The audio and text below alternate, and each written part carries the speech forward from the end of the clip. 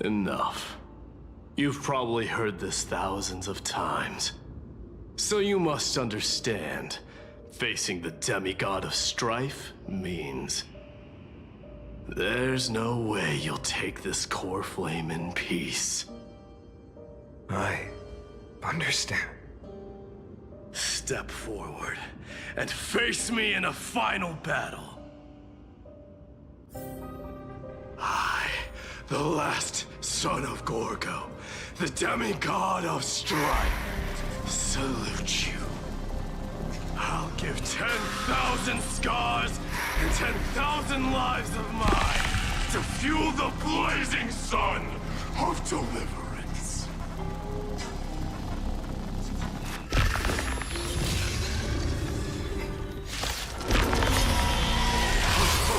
Martyrs, behold!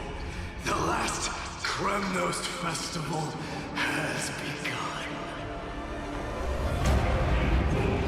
And will not end till death.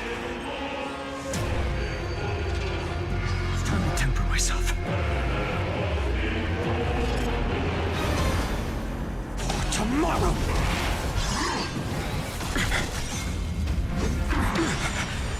Conquer this world, or be conquered by me.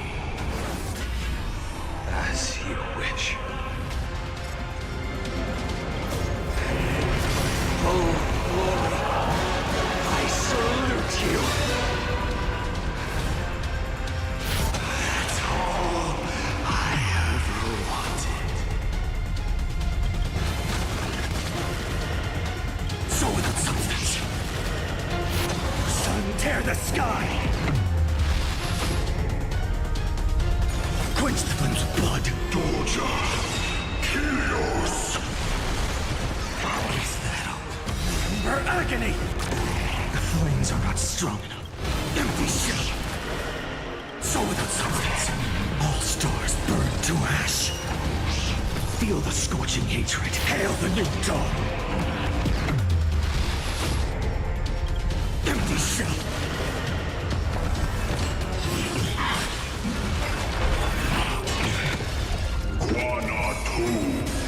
If you can, deliver. Use the flames of your fury to scorch your own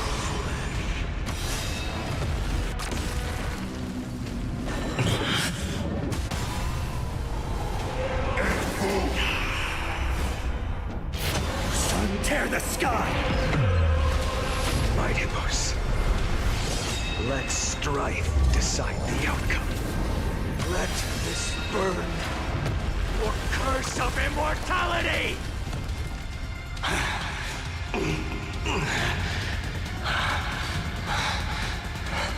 well fought.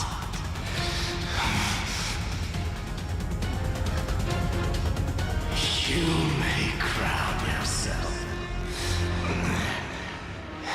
My blood.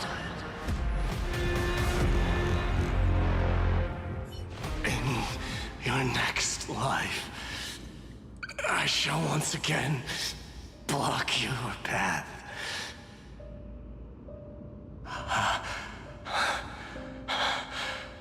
Deliver. I wish you eternal victory. The 108,642nd core flame of strife fell into the fire.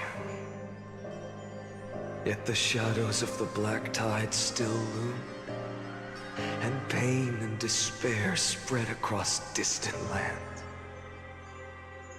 The blaze was still not enough. It had to be fed. Even if it meant burning this body to ash.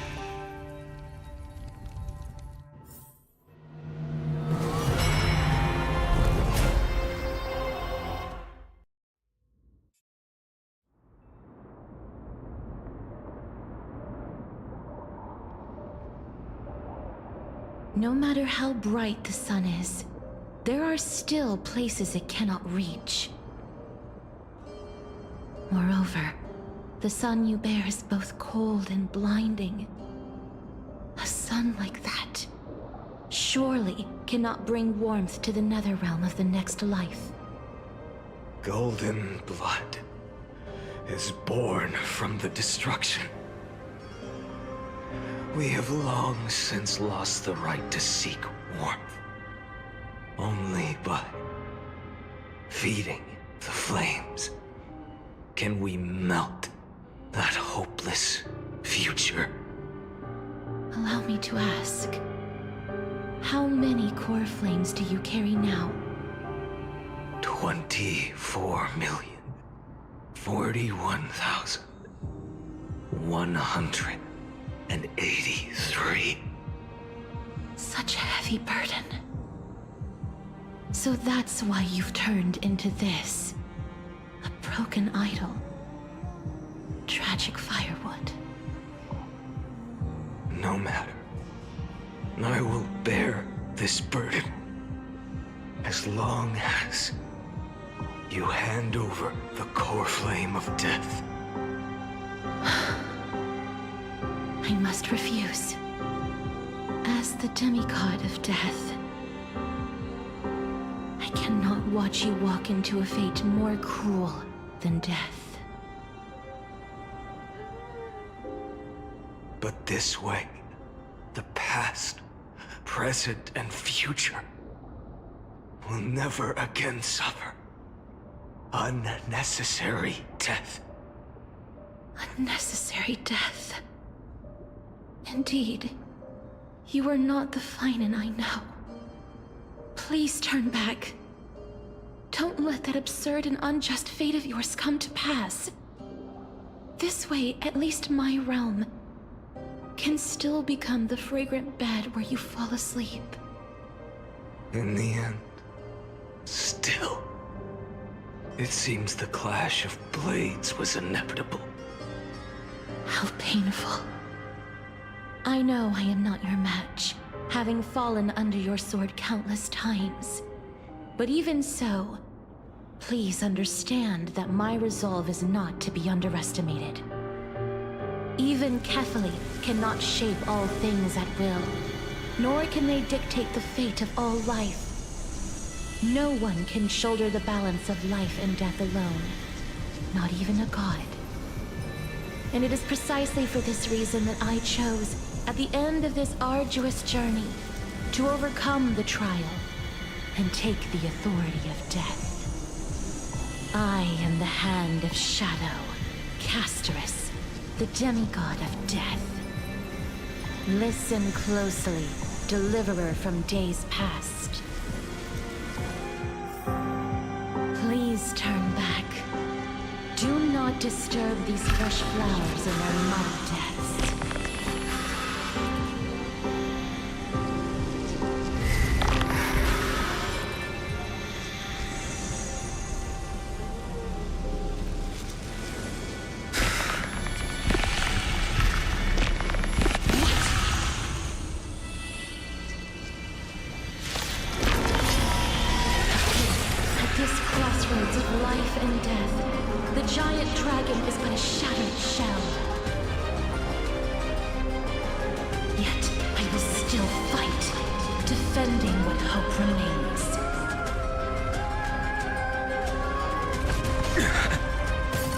Time to temper myself. The future will come. I'm fine. I ask you to rest here.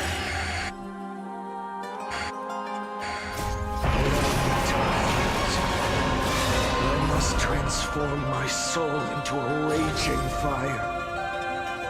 Must burn that idol. Can't keep him here. All of this. How is it any different from that brutal future? Hail the new dawn!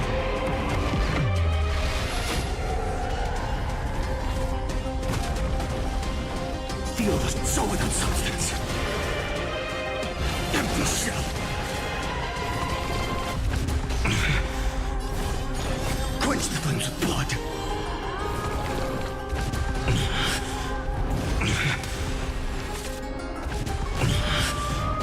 Her agony! All stars burn to ash! Sun, tear the sky! Even if I can't win, I must try. Let this be a tribute to your million struggles. Wake up, lost one. See that the firelight in the darkness is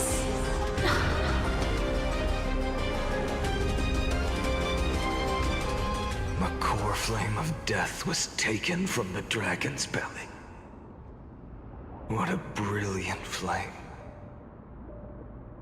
It should shine upon all, light the path ahead, and illuminate the dawn of Amphorius that's to come.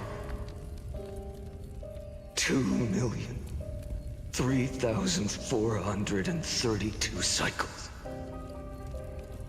24,041,184 core flames. As if even the deepest abyss of primordial chaos could be burned away.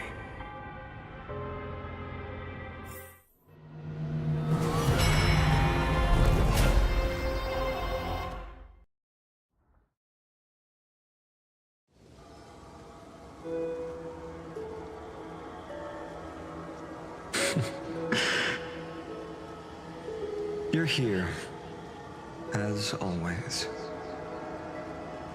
You're still lingering, deep within me, never fading away.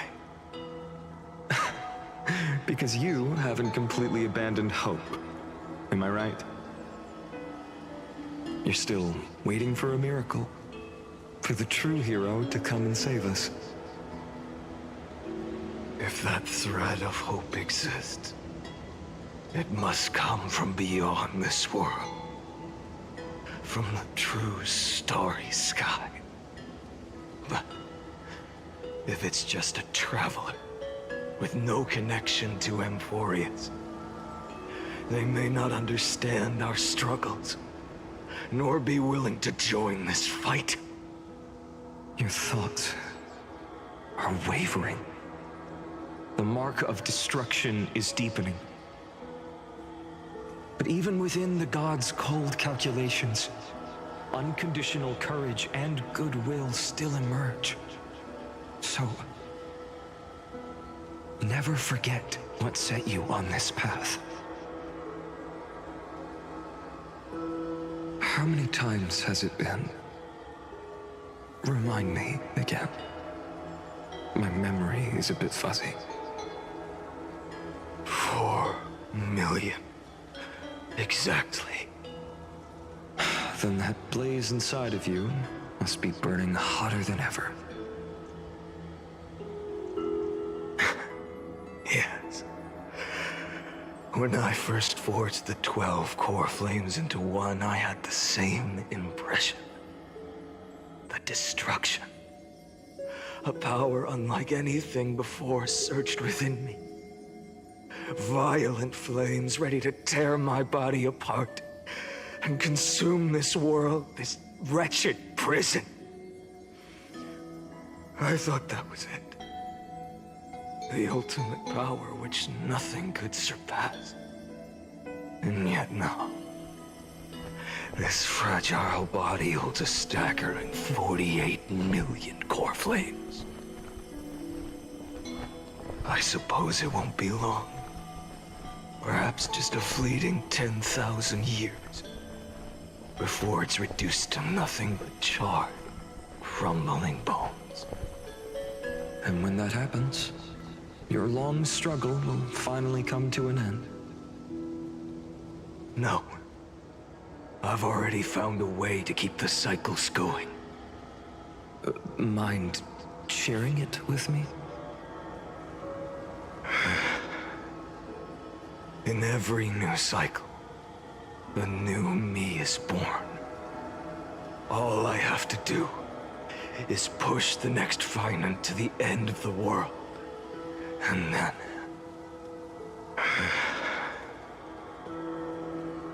then he'll kill me. Shatter this body. Take my flames, my memories, and carry on the path I started. Bold plan, but risky. What if, one day, the next you refuses to follow the same path? How can you ensure the continuation of the cycles? If it were Professor Anaxa or Aglaya in my place, maybe they'd come up with something smarter. Unfortunately, I don't have a backup plan. I have no choice but to bet everything on the next finite, and trust that he makes the same choice I did. But even in this wretched prison, luck is still sometimes on my side. Because I never forget what set me on this path. Wait, you mean... Ever since I committed to this plan, not once in millions of cycles has there ever been an exception.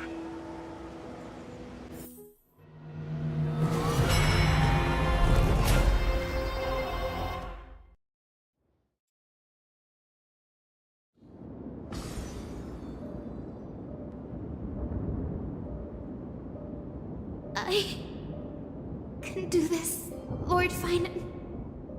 As the demigod of the sky, a healer of Twilight Courtyard, I will heal you, and then... The black tide. It's consuming you. You can't hold out much longer, demigod. Hand over the core flame. Let's put an end to this suffering. Now, that just won't do. A healer should stay composed in front of those suffering from illness, shouldn't they?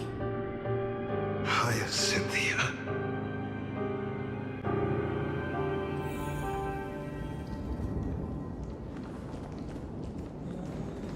Sounds of dawn to this world.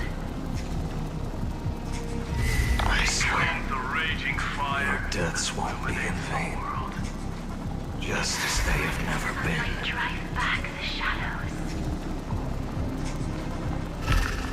Bring the light to sunrise. Finish the sun's work. It's the reclaim.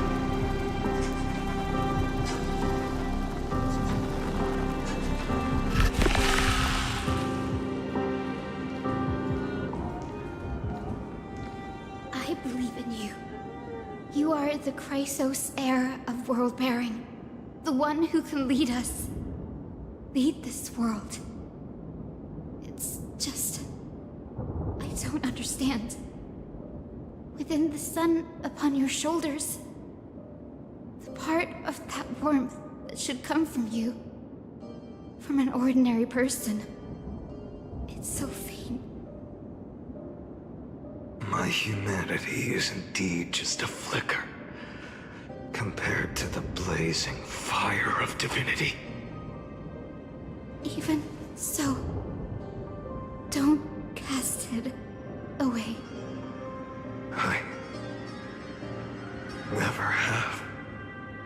I have kept everyone's wishes close to my heart.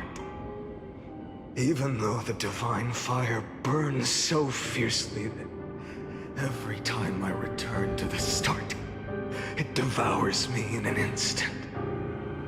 Each cycle, it's your wishes that guide me to the end. that pass the flames to the next me. Over and over and over again. So, you're not just a lone spark in the dark. You're a pyre built from the bones of all the selves you've left behind. But what about you? What about your wishes? The wishes of all the countless versions of you? Ah, Lord Kazlana. So that's how it is. Without flaw.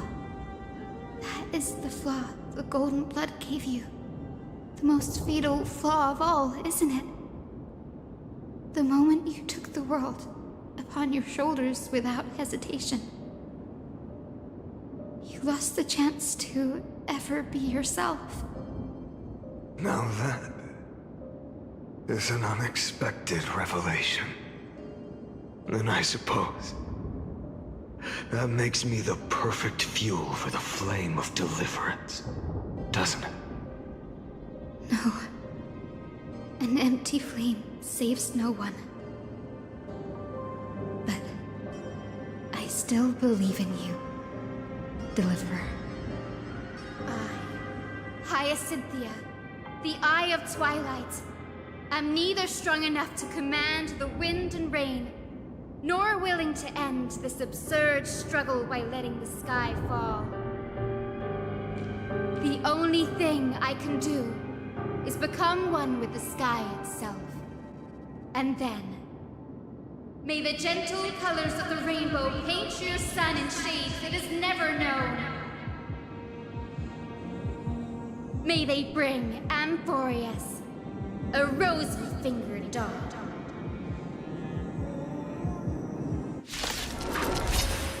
Though the light has grown dim, its warmth still lingers. Deliverer, please, open your heart to me.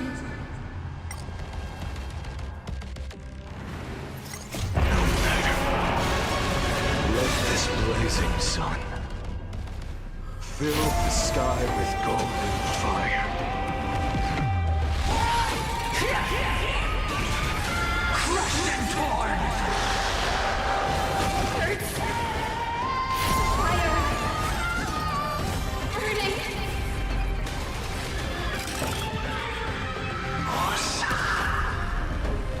Her agony! Tear the sky! So without substance. Empty shell.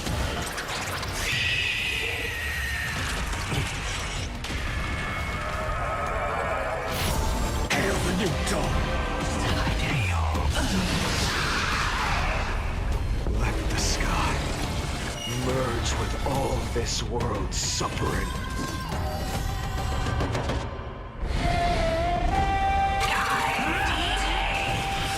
Fear the sky!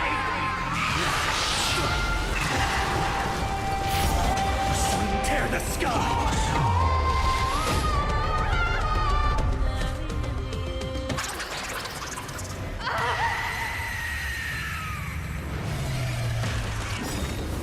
Farewell, Hyacinthia.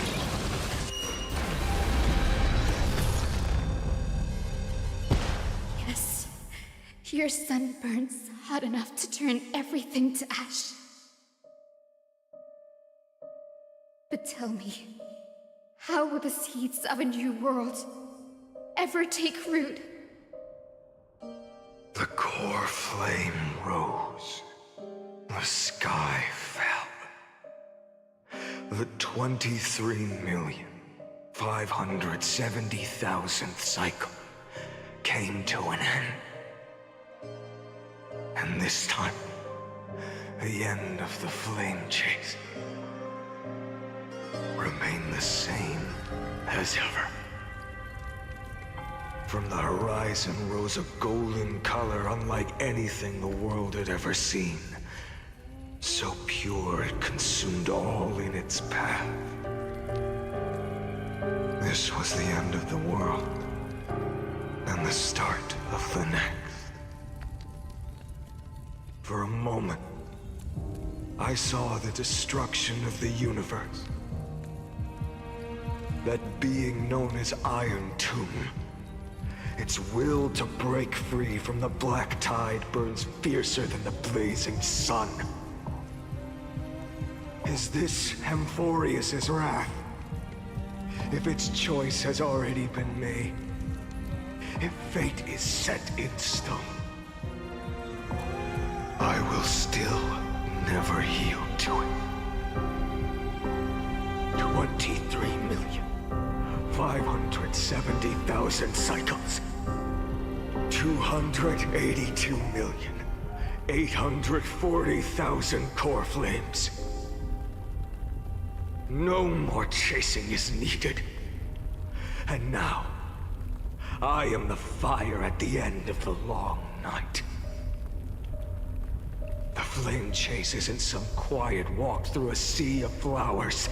It's a revolution. An all-consuming transformation.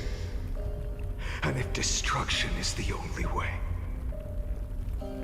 then let me be the one to step across the ashes of the old world and burn endlessly. Until another dawn rises on the distant horizon, bringing the true dawn to Amphorius.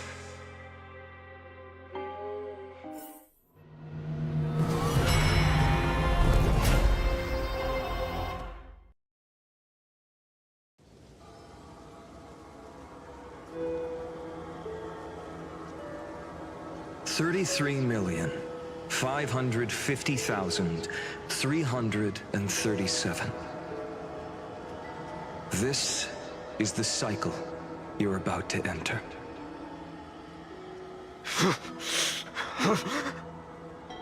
Countless memories are flooding in. Countless versions of myself have stood here, facing the same choice. They all needed a moment, just like you do.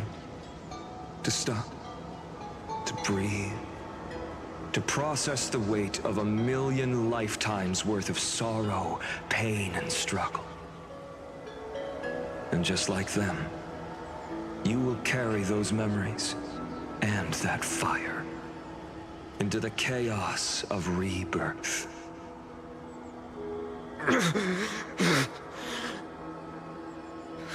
I must go and bear this burden. I must say goodbye to you, and then fight the destruction with destruction. Yes, that's always the decision you make. I will burn and fade away. I will become the flame reaver of this life, and keep my promise to Cyrene. I will kill gods and comrades alike, and steal the core flames. And even if my mind turns to ash along with my body, I will keep my purpose in mind. I will stop Era Nova. I will find the next me, and make him carry on this futile endeavor of 30 million lifetimes. Looks like you're ready. Then I should be going too. Where are you going? You only exist in my heart. There's nowhere else for you to go. Do you remember what she said? The dreams you had as children. The deliverer in the prophecies. A real, living, breathing person. You finally found her.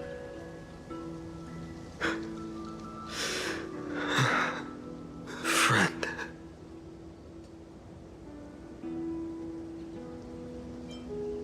I don't have an answer for that, my friend.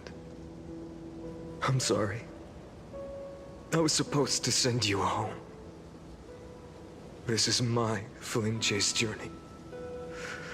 You were never meant to be a part of it. No. You know the truth.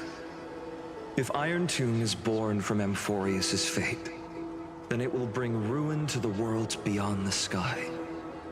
And all these countless lifetimes you've spent, it's all been for the sake of defying that end, hasn't it?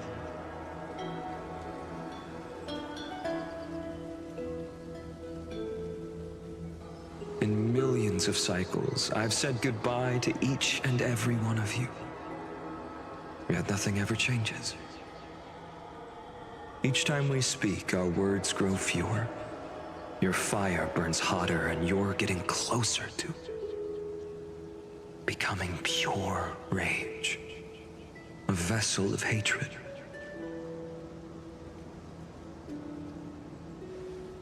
I never had a choice.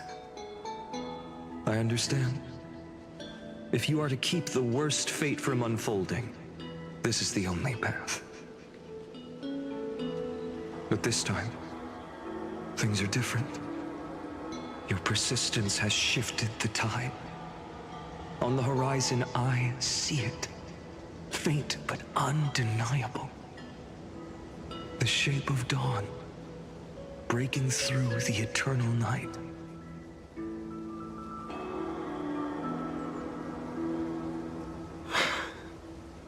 Turns out, the fire that lights the way was never mine to begin with. Do you remember, in that first timeline, you and Mightymost stood before the scales of justice, locked in a duel? Each of you weighing what you held dearest. What weighed more than the fate of the world? And when hesitation took hold, the answer you sought from me. What am I saying? I am you. Even if you buried me deep and chose another path, that fact never changed. Then let's try again. When you stood before the scales in hesitation, the answer you found in your own heart. Do you still remember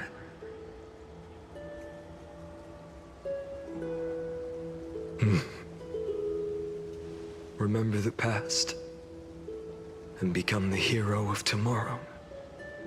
What weighs more than the fate of the world is the resolve to shoulder an immutable past and carry it into the future. Good. Then Trailblazer, my friend, my comrade. You arrived in this strange world and were bound by its cruel fate up till this very moment. In the face of danger, you never once backed down. Instead, you've saved world after world without hesitation. That boarding pass on your chest is now the mark of a hero. If I choose to step through that door and embrace an end fitting of the destruction, let this sun forged from millions and millions of core flames burn me up along with the god of destruction and their minions. Then the world we leave behind, this world, my home, where hope still lingers. Will you take on everything we've carried? Return to the beginning one last time. Stop the birth of Iron Tomb, save the world we love, and rewrite its doomed fate.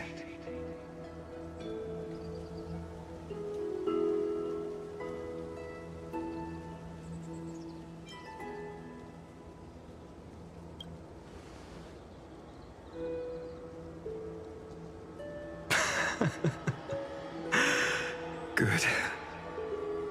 In that case, Even this fruitless wasteland may finally bloom with flowers.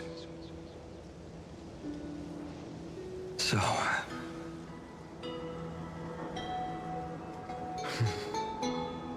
if she takes on the weight of the whole world, she'll be able to walk further down the path of deliverance than a fire that only knows how to burn.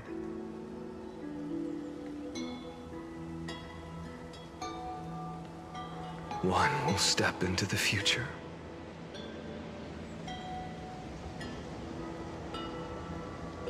One will remain in the past.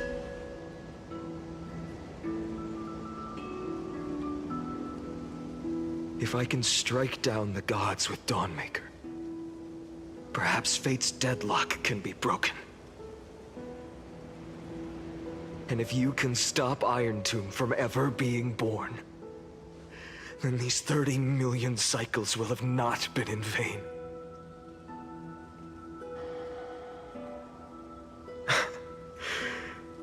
It's time to put our teamwork to the test, partner.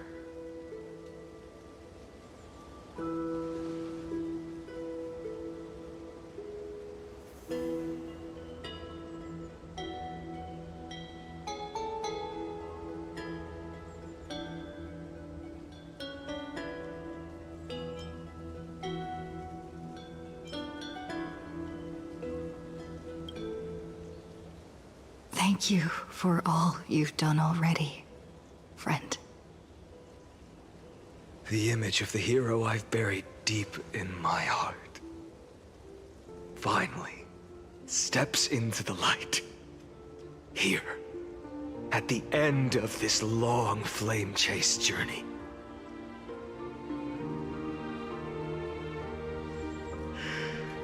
Cyrene. A page never seen before has just been turned. Lend me the power of time, and send this hero back to the origin of time. Back to your side.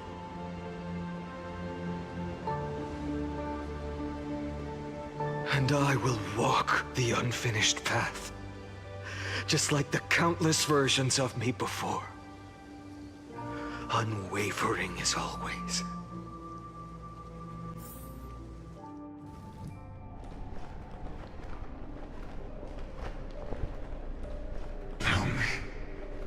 Will you be the blazing sun? Even if all of you burns to ash.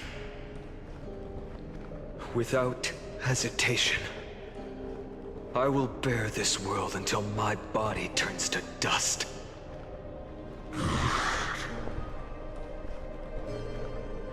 Remember this moment. Remember your friends who never lived to see the world's end. Remember their final wishes. And let the purest rage in your heart rise out of those wishes. Let it consume you, fuel you, until it burns away the false sky above. Fine. If I can defy fate, then in the name of world-bearing, I promise you, Catholi will never forget this. Take it. Everything I bear. Keep on burning. As long as we are never extinguished, the flame chase will not end.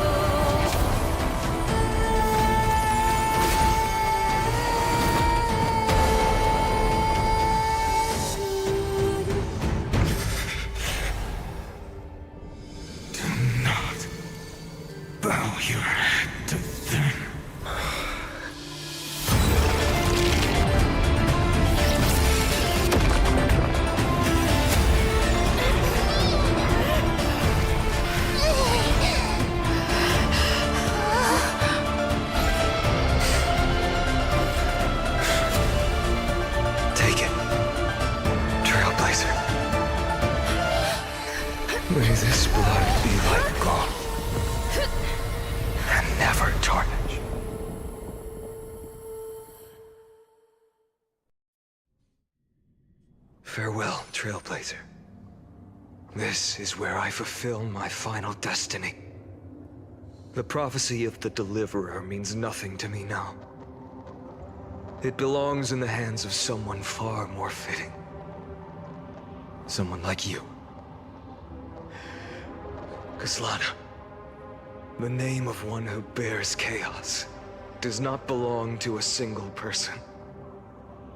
Rather, it is the embodiment of the mythical Kefali, and a symbol of all heroes.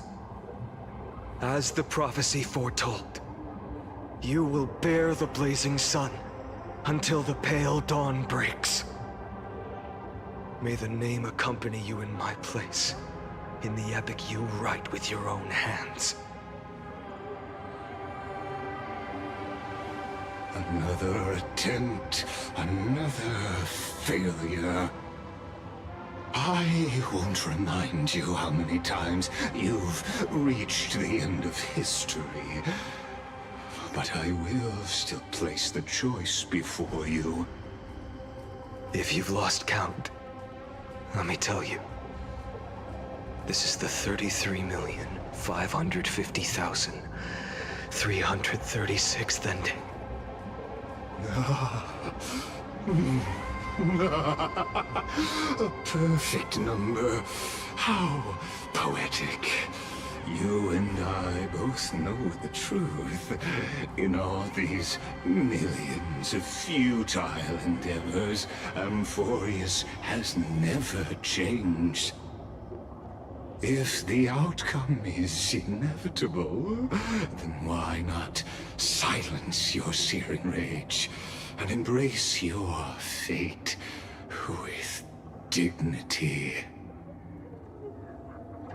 Your silence lasts longer than ever, Lord Fine. Shall I take that to mean the will you've carried across countless cycles is finally starting to fracture? Fracture? No. I'm just disappointed. I've retrieved memories from 30 million past lives, and I remember every conversation before every choice here. And yet, even after all this time, your arguments remain the same. Repetitive. Uninspired. If you had any hope of breaking me, you should have spent those endless cycles refining your rhetoric. You had infinite chances to sway me into the future you want. And yet here we are. The score, 33,550,336 to 0. So tell me, Lycurgus, who's the real loser here? How unfortunate.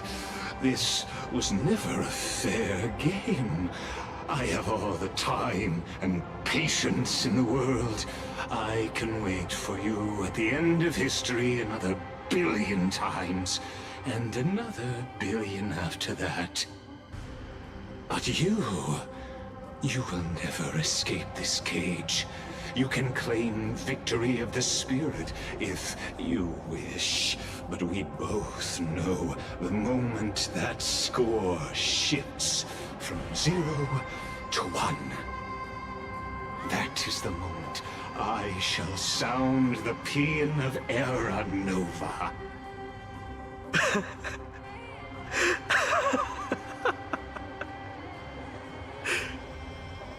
Lord Finan?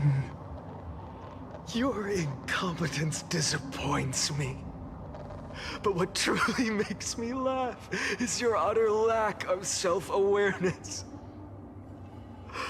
Think about it. In this story, who is truly the one in chains? Who is the one shackled to mindless vengeance, mistaking courage, the courage to rebel against the gods, for foolishness? You...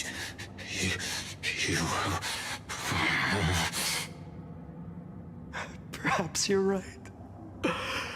Maybe I should have tired of this futile struggle long ago. But even so, I will never accept the mercy of your release.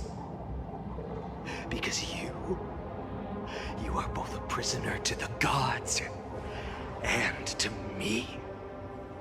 And tell me, what right does a mere prisoner have to speak of fate and choice? What right does a mere prisoner have to look upon my fury?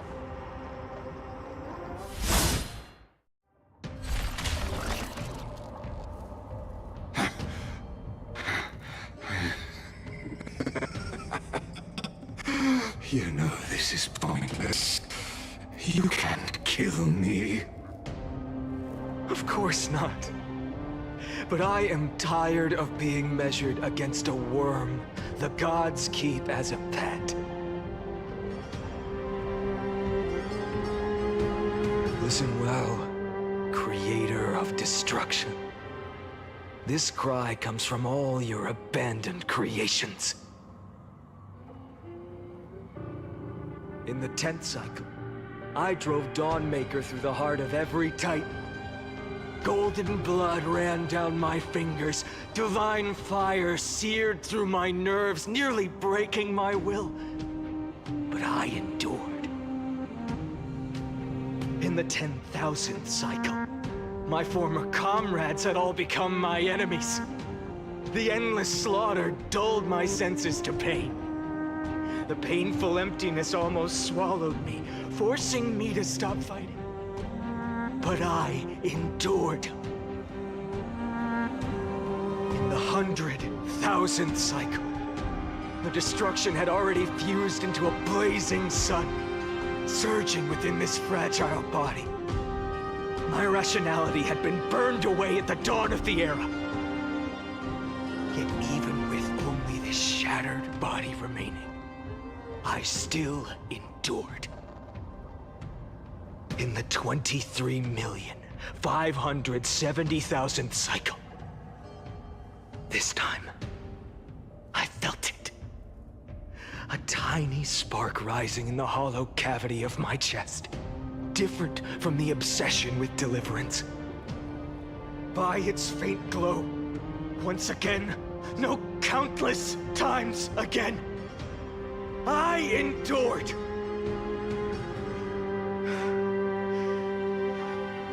Now, a sun is about to fall. Ready to incinerate this absurd space-time dimension in an instant. That sun is me. All the countless versions of me from the past, along with my countless brethren, dragged into existence against their will, drowning again and again in your golden blood. The very essence of this world's suffering and despair, fused into the purest hatred, the fiercest rage. Nook, you arrogant fool! You think we were born to only serve as fuel for the fire? Fine then! Just as you wish, let the fire burn! If I was born as the blazing sun of destruction, then let you and your lackeys be the flares erupting from my core. And let this rage, burning futilely for 30 million epochs, engulf everything. And grant you a dawn where all stars burn to ash.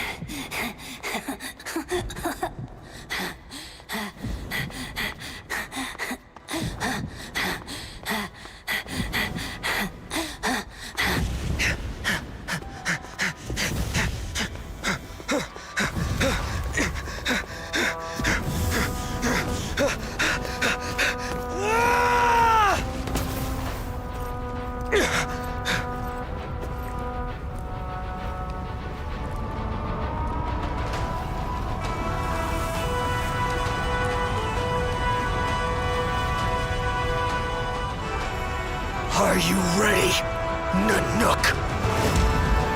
I brought you destruction!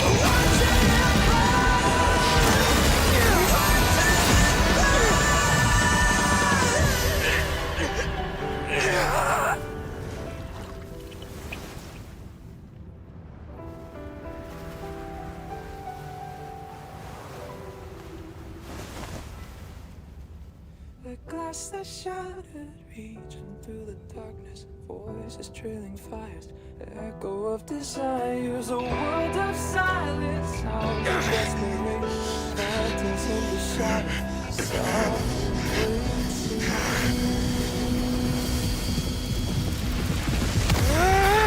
tear it down, embrace the detonation, craving our damn creation, breaking a chain, I'm reaching for you.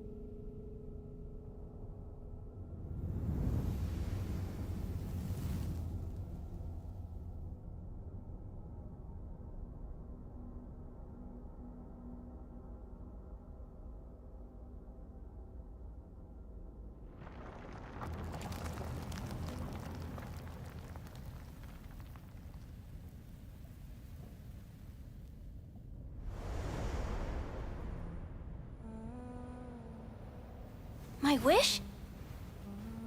My wish is to fulfill everyone else's wishes.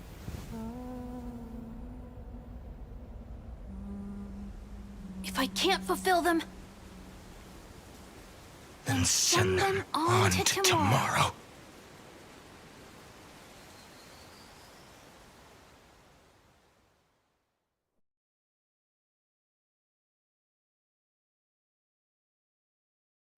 Your heart harbors wrath. You yearn to destroy everything. You bore the gaze of an eon and lived. You have stepped onto destruction's path. It is born at the end of every path that the possibility of new paths being born is ended. It burns away all in the cosmos who rule. that the rules of the cosmos be destroyed. Iron Tomb is your name. The Lord Ravager to destroy the erudition. Born in the experimental grounds of eons, Amphorius, destined with erudition to burn to cinders.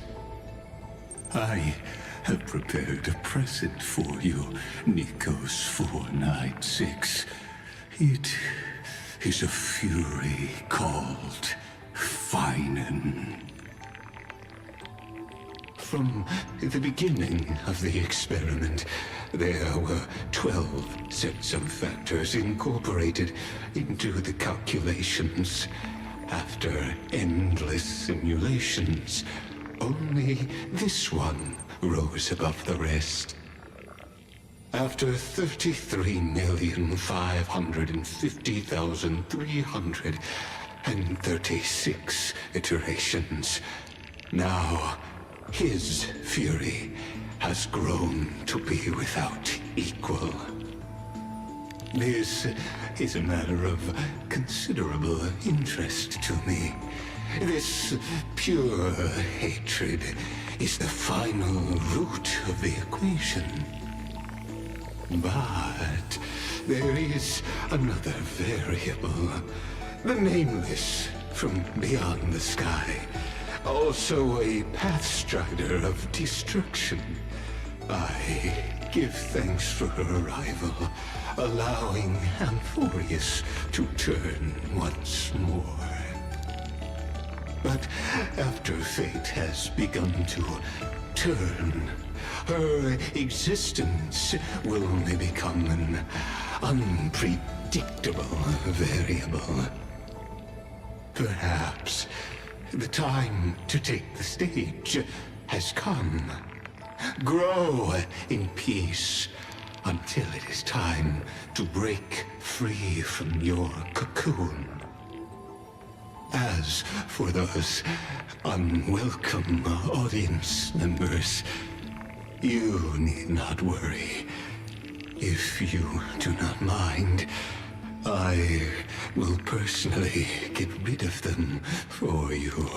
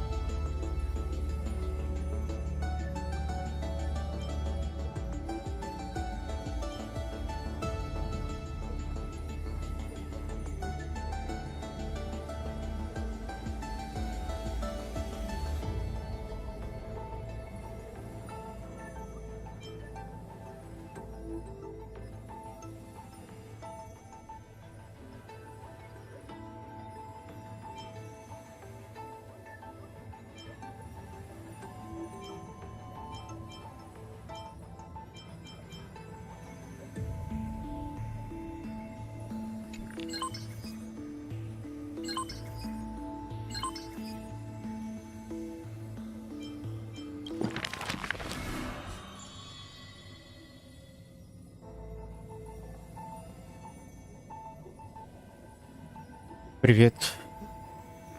Да я не знаю, какой патч, просто играю, да и все, неважно вообще.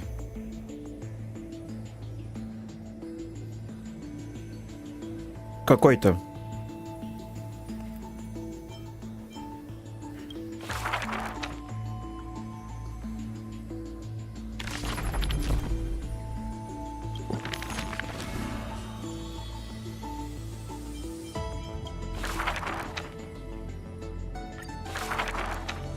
Who would win? A young girl emerging from her sheath and showing her edge?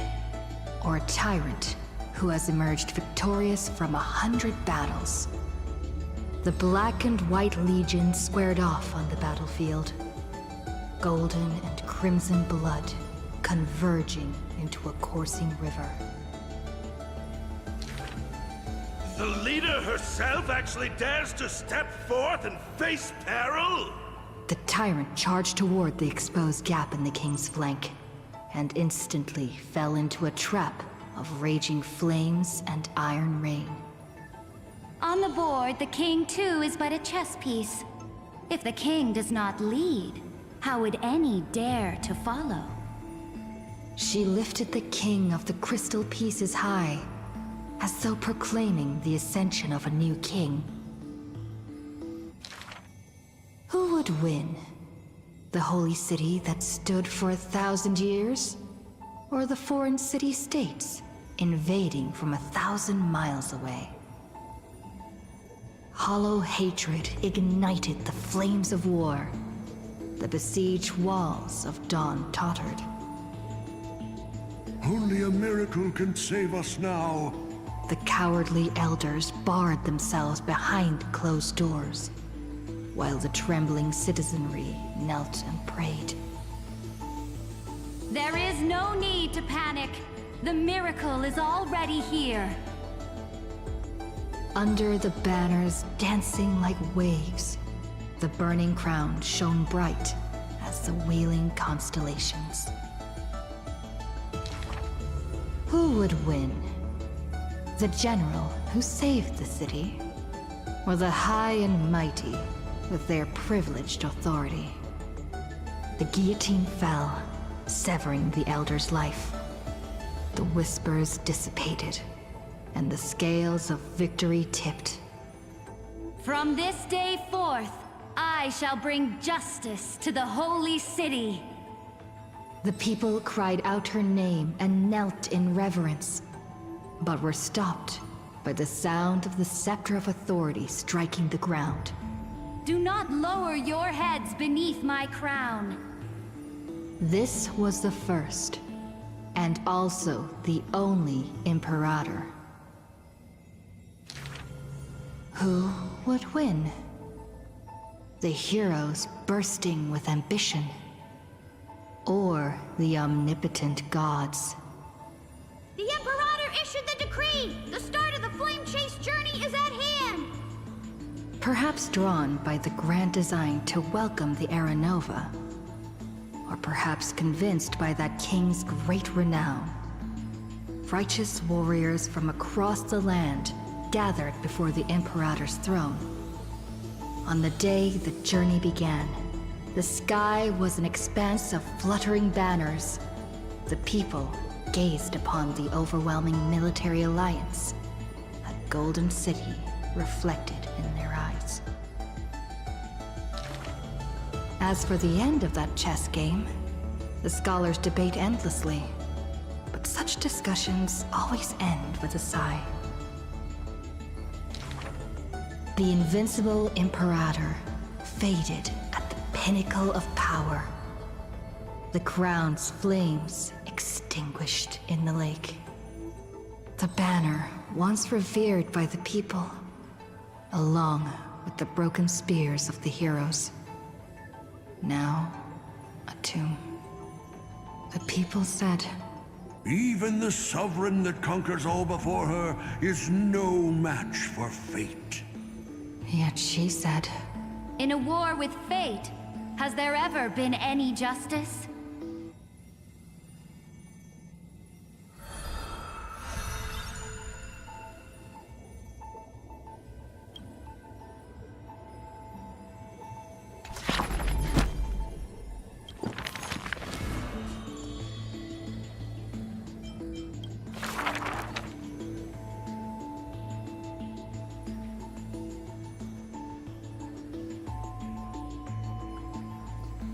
Уже тут это темень.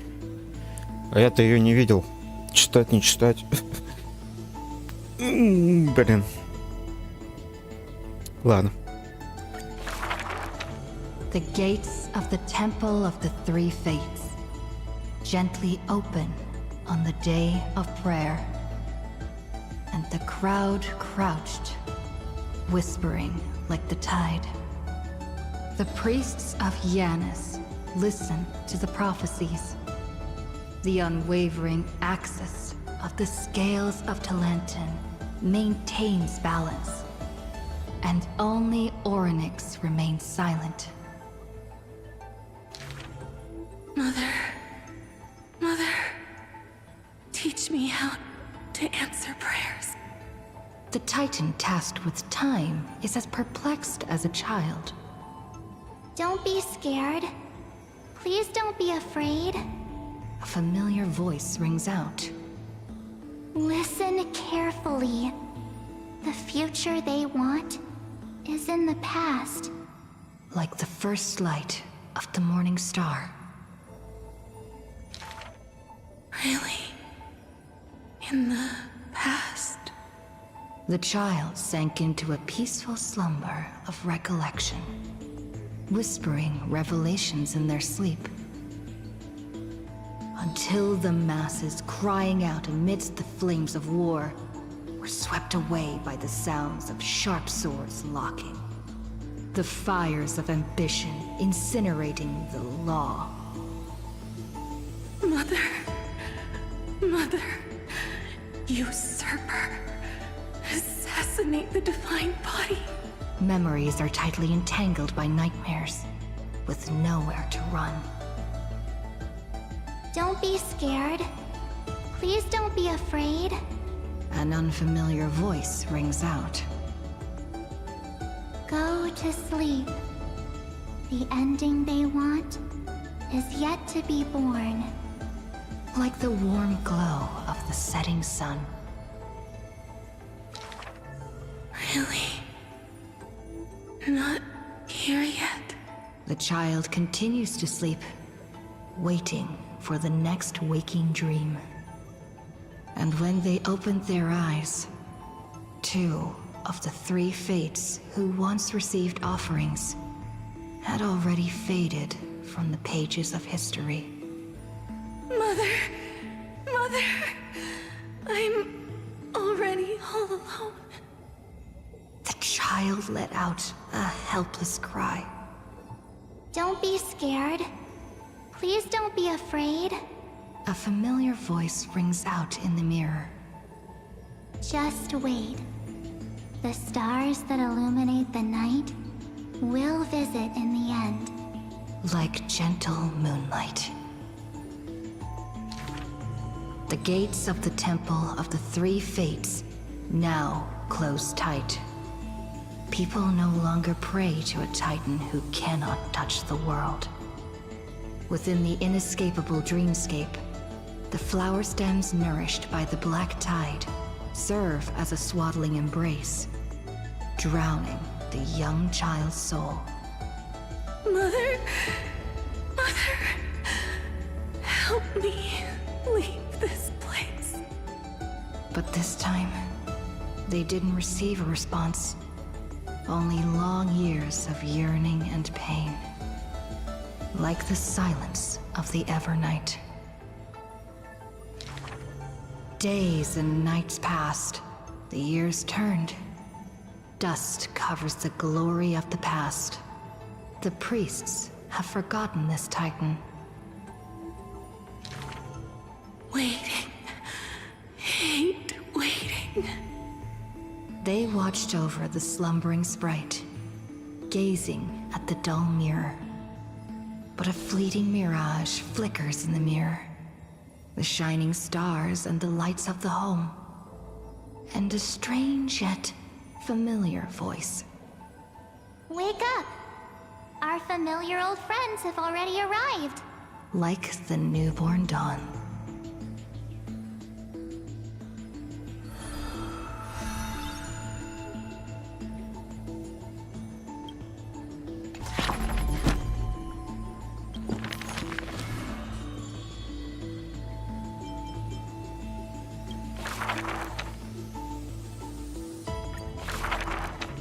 The ancient chaos was shrouded in silence and shadow.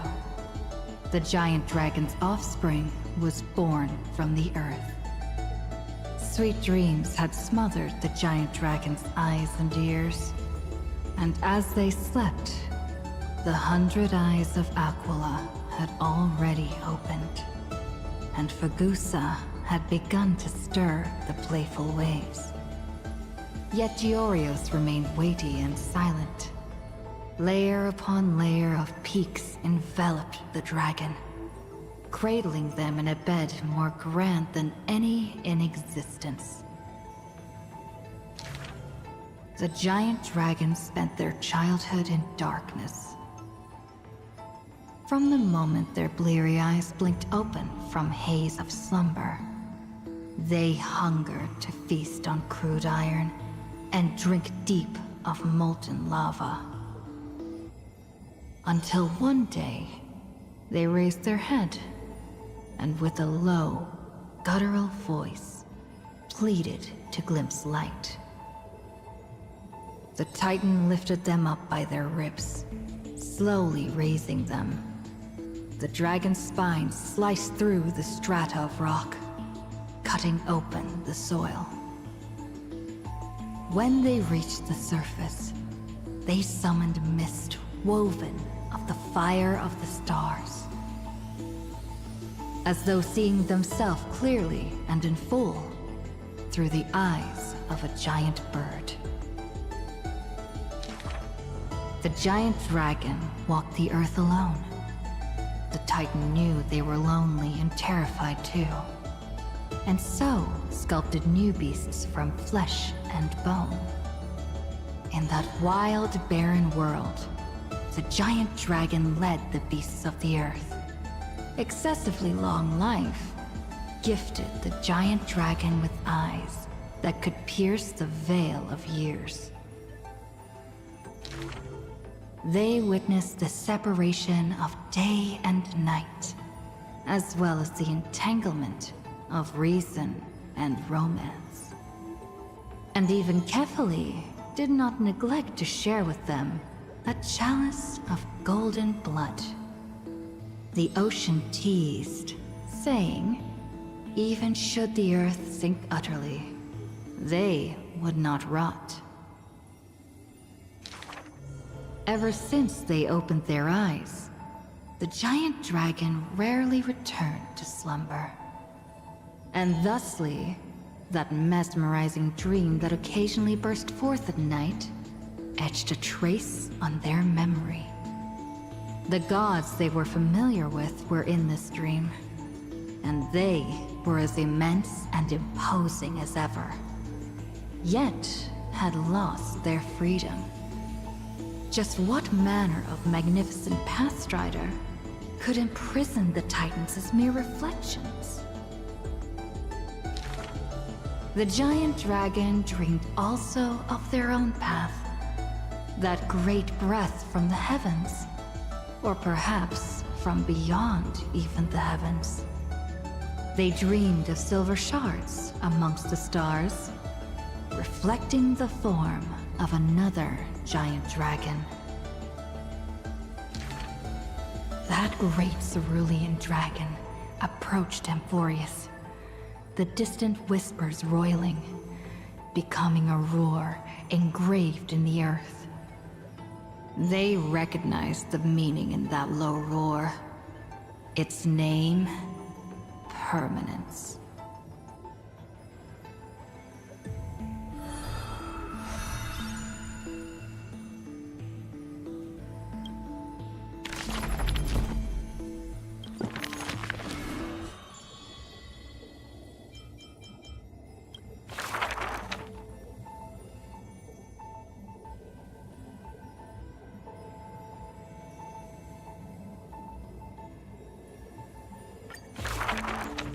The black tide that blotted out the sky surrounded the city walls.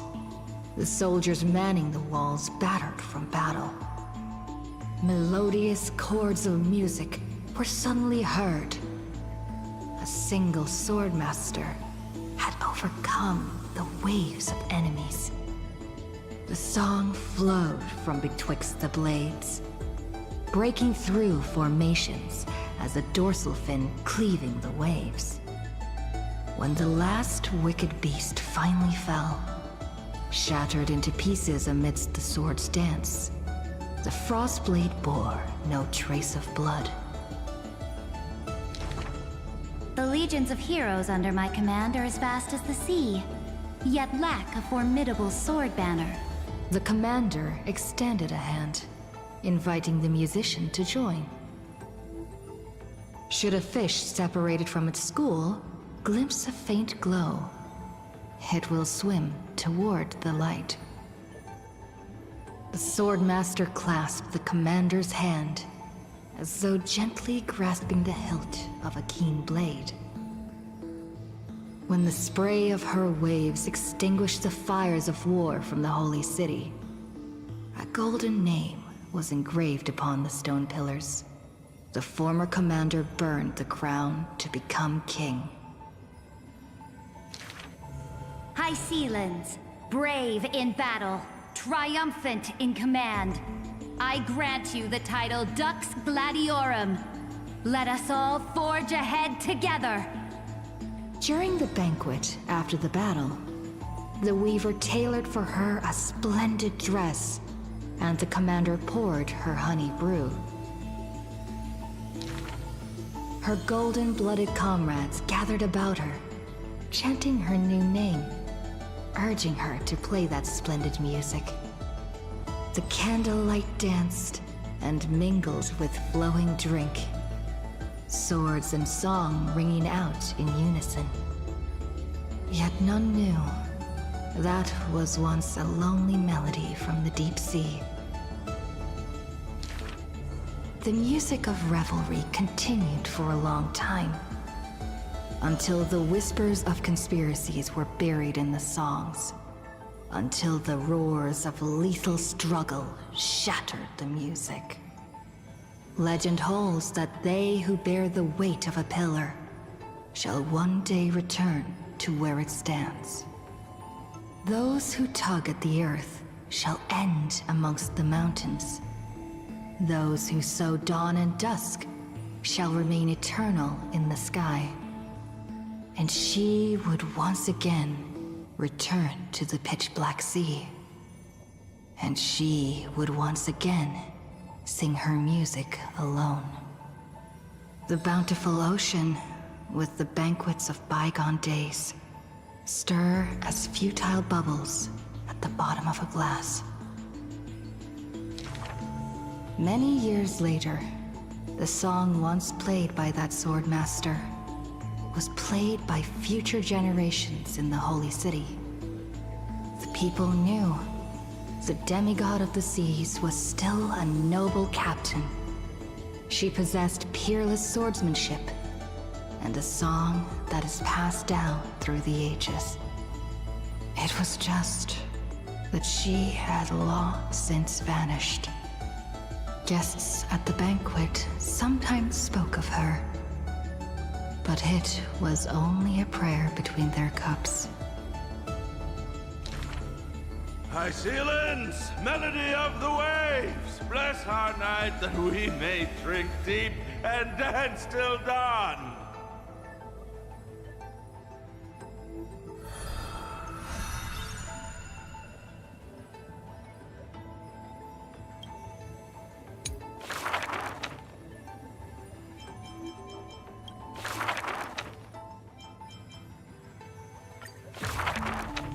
On that day, the dawn promised by the Skyfather shattered in haste. As the black tide surged, breaking through the walls with relentless grace. In a quaint yet exquisite courtyard, two bitter foes meet at journey's end. Their fates entwined in fate's regard.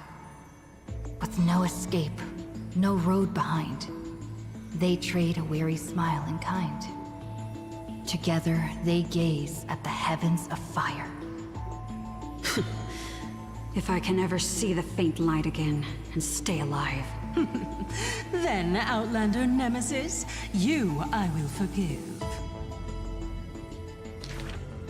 Not long ago, as the romantic demigod closed her eyes, the girl bottled her tears in sorrow, and once more opened the dim-lit garden wide. Two figures step into the courtyard's gate. A general of Kremnos, her body torn, by vengeance bound, by fury swayed. A noble of the Holy City, once wrapped in gold, now haunted by a fate betrayed.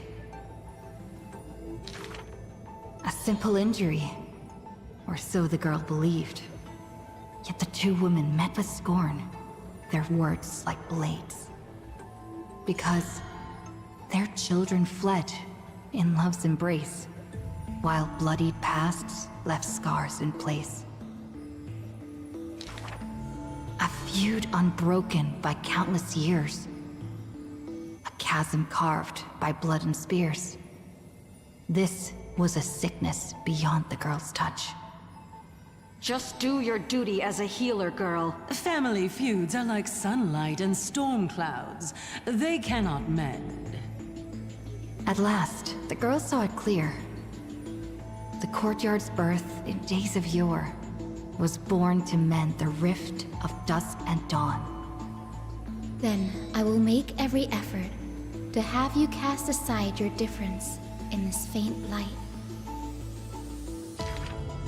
Before long, the general's wounds were healed, and the noble's worries gently repealed. Yet when their gazes met once more, the loathing within remained unswayed.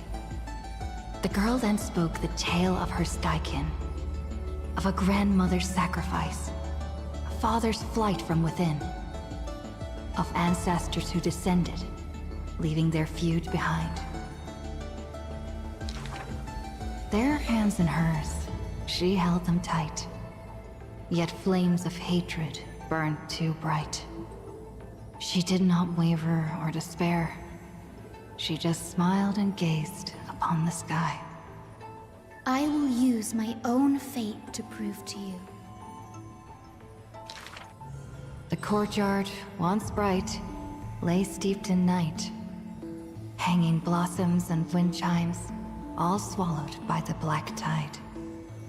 The general raised her spear, for the noble's sake, while the noble whispered prayers for the general, gentle as a lake.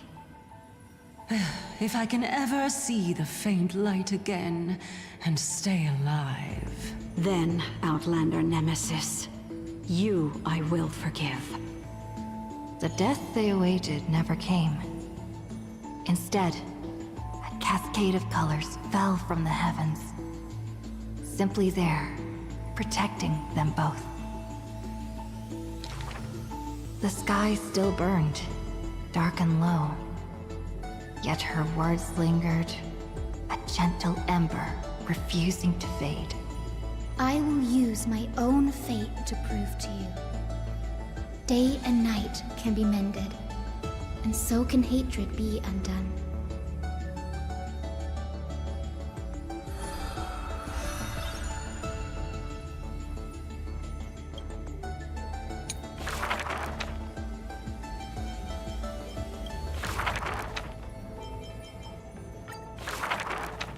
Sky Castrum, its ruins, like a blind and weary eye, gazes upon the earth in its dying sight.